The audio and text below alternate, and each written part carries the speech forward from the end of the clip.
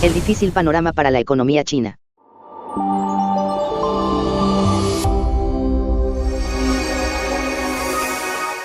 En su más reciente informe sobre las perspectivas de la economía mundial, el Fondo Monetario Internacional, FMI, señala que China representa uno de los principales riesgos para los próximos años.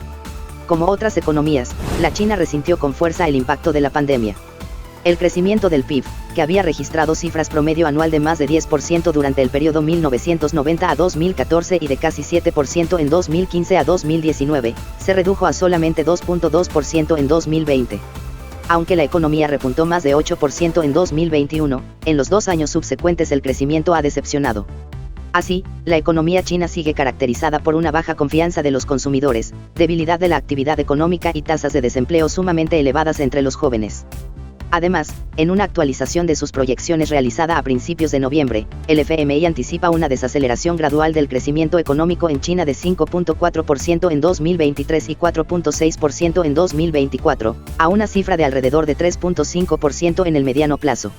Obviamente, lo que estas cifras sugieren no es un problema coyuntural, sino un desplome del crecimiento potencial. ¿Cuáles son los factores que lo explican? Primero, China está enfrentando el estallido de una burbuja en el mercado de bienes raíces, resultado de inversiones excesivas en el sector a lo largo de varias décadas. En un entorno de abundante oferta y desconfianza de las familias, las ventas se colapsaron y los precios de los activos inmobiliarios están cayendo. Esto representa un reto de enormes proporciones, cuya solución tomará varios años, ya que aunque contablemente el sector de bienes raíces representa alrededor de 13% del PIB, la cifra efectiva es de más del doble. Además, los bienes raíces son por mucho la principal fuente de riqueza de las familias, lo que implica que la recuperación de la confianza de los consumidores y de su capacidad de compra seguramente tomará un tiempo prolongado. Segundo, las extraordinarias tasas de crecimiento registradas hasta 2019 descansaron en una fuerte expansión de la inversión, concentrada en buena medida, particularmente a raíz de la crisis financiera global, en el mercado inmobiliario y en infraestructura. Todavía en 2022, el cociente de inversión a PIB se ubicaba en 43.5%. Desafortunadamente, este ritmo de inversión era insostenible, dado que con el transcurso del tiempo se fueron hallando dificultades cada vez más grandes para encontrar proyectos productivos. El resultado: una caída de la productividad, un excesivo endeudamiento de empresas constructoras y gobiernos locales, y un deterioro de la cartera de crédito que ha generado riesgos importantes para algunas instituciones financieras. Tercero, el gobierno chino enfrenta un serio problema con las deudas de los gobiernos locales, que el FMI estima alrededor de 76% del PIB en 2022, y cuyo servicio depende de manera crucial de los ingresos derivados de las ventas de terrenos y del impuesto predial. Con el deterioro de estas fuentes de ingreso, tanto la capacidad de pago de dichos gobiernos como sus posibilidades de apoyar a las economías regionales se han debilitado considerablemente. Cuarto, la población china está envejeciendo rápidamente. La ONU estima que disminuirá en términos absolutos en 2023 y mostrará un descenso de más de 100 millones de personas de 2022 a 2050, lo que implicaría una contracción de la fuerza laboral. De hecho, la tasa de fertilidad en China se encuentra por debajo de la de otros países con un problema grave de envejecimiento poblacional, como Japón e Italia. Quinto, la economía china enfrentará un complicado entorno internacional en los próximos años.